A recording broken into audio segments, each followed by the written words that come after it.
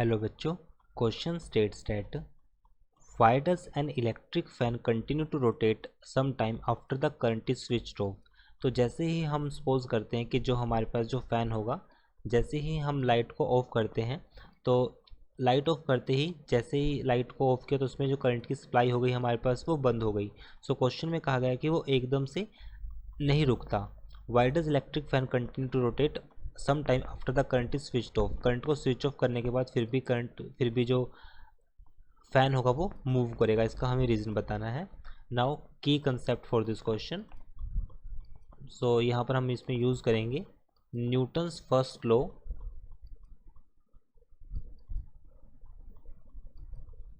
और law of inertia of direction. Law of inertia के लिए हम उसमें यूज़ करेंगे inertia of direction. Inertia of direction states that, अगर हम इसको डेफिनेशन को लिखें, अगर कोई body, if a body at a particular direction, if a body at a particular direction, it will remain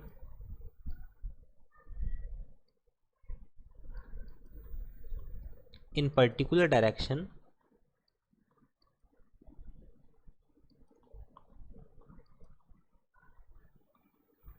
unless an external force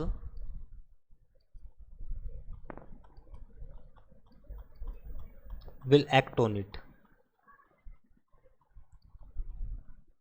तो इसी तरह से हम बोल सकते हैं कि जैसे ही हम फैन को ऑफ करते हैं तो एकदम से करंट तो स्टॉप हो जाता है, but due to inertia of direction वो फ्लो में और भी अधिक मूव करेगा। But due to external force हम बोल सकते हैं ड्यू टू एयर रेजिस्टेंस।